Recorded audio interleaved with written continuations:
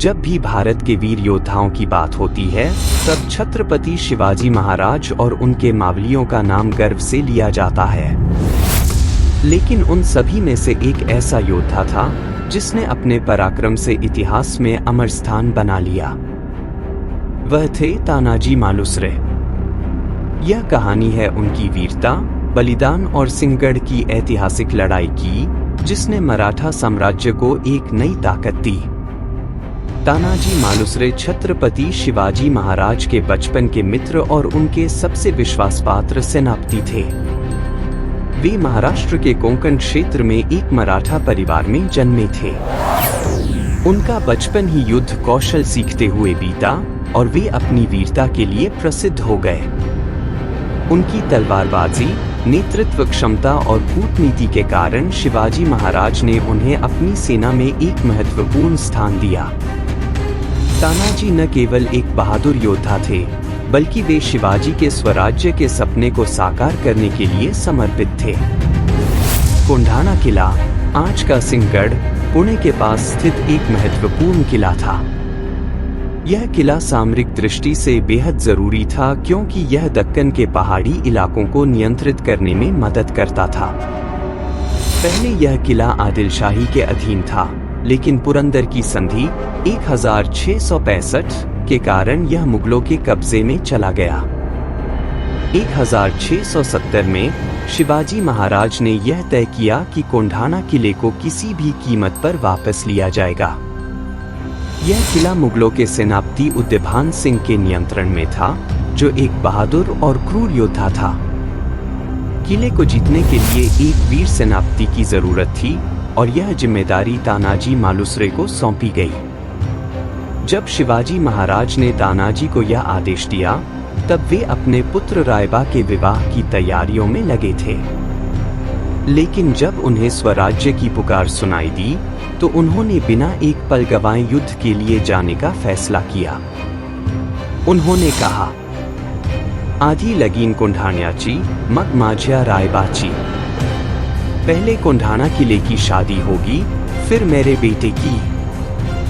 यह वाक्य उनकी देशभक्ति और बलिदान की भावना को दर्शाता है।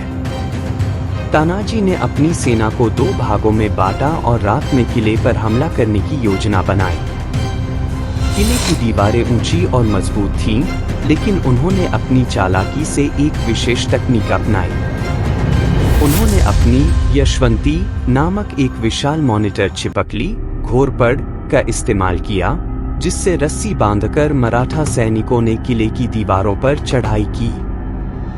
मराठा योद्धाओं ने अचानक हमला किया, जिससे मुगल सैनिक हड़बड़ा गए।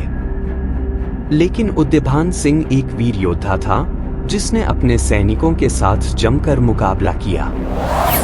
तानाजी और उद्यभान सिंह के बीच भयंकर युद्ध हुआ।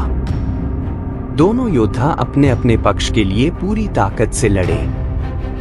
इस भीषण संघर्ष में तानाजी गंभीर रूप से घायल हो गए, लेकिन उन्होंने हार नहीं मानी।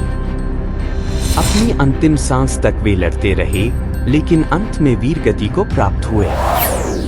हालांकि तानाजी के सैनिकों ने हिम्मत नहीं हारी।